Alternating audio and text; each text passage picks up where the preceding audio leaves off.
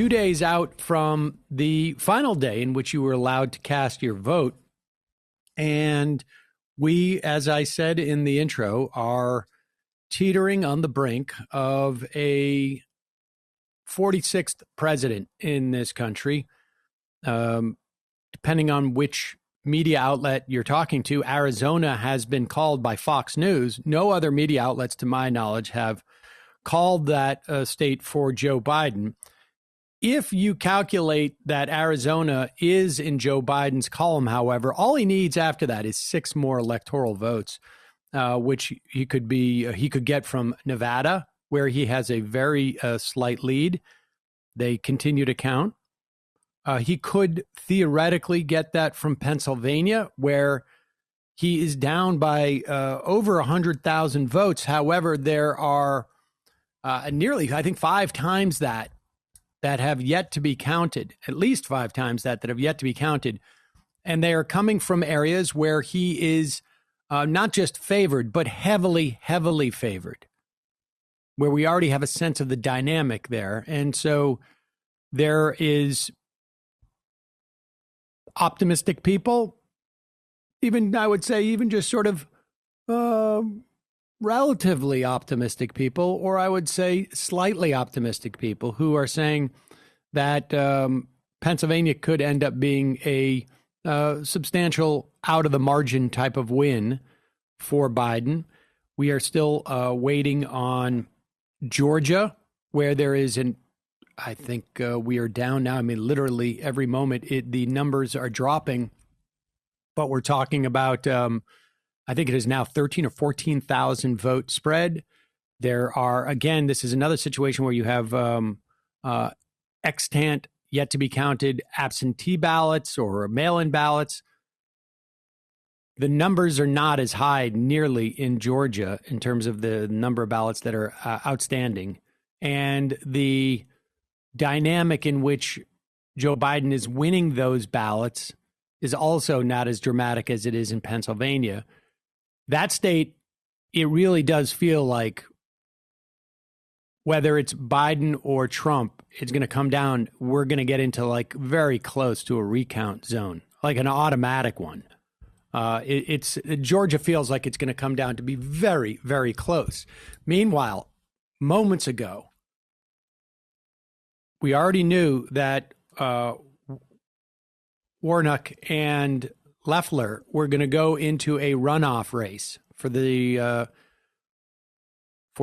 special election for the Georgia senator race, which is going to take place in January. And moments ago, David Perdue fell under the 50% threshold to literally 49.99,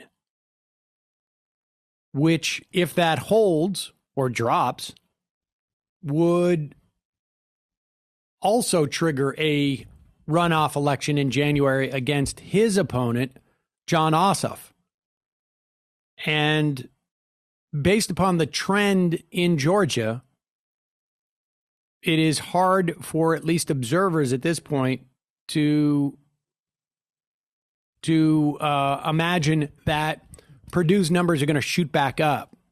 It's more likely they'll stay the same or drop a little bit, in which case we will see 2 runoffs in January. And that is, those 2 runoffs, it would appear, are going to be decisive in terms of the Senate control if Joe Biden becomes president. In other words, we're at 48-48 right now. The races that are unresolved are one in Alaska, where Dan Sullivan appears, or he does have a very large lead, and it appears that he will fend off a challenge. North Carolina, where Tom Tillis has also a lead, not as significant as Sullivan has in Alaska, but I've heard very little. I don't know about North Carolina, but I've heard very little that in terms of their counting there that leads me or other people to believe that Tom Tillis is not going to remain in the lead. if those two end up being named senators from their states, that would make 50 Republican senators. The two runoff elections from Georgia, if Democrats were to win both of them, that is a huge long shot off year, or I should say a special election in a somewhat red state, still considered a red state. Maybe the hue of it has gotten a little purplish. But if Democrats were to win those two races, again, very, very a tall order. But if they were, then you'd be at 50-50. If Joe Biden was president, then Kamala Harris would be presiding over ties in the Senate. And I would imagine we'd see a lot of ties. But the more likely scenario at this point, though we cannot know for sure, is that Mitch McConnell will be Senate Majority Leader.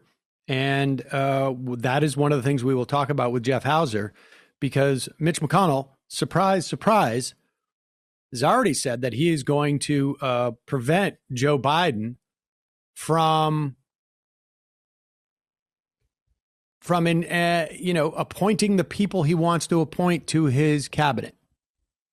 He's going to make sure that Joe Biden's sails are trimmed a little bit when it comes to appointing cabinet members. We will talk to Jeff Hauser about that in a moment.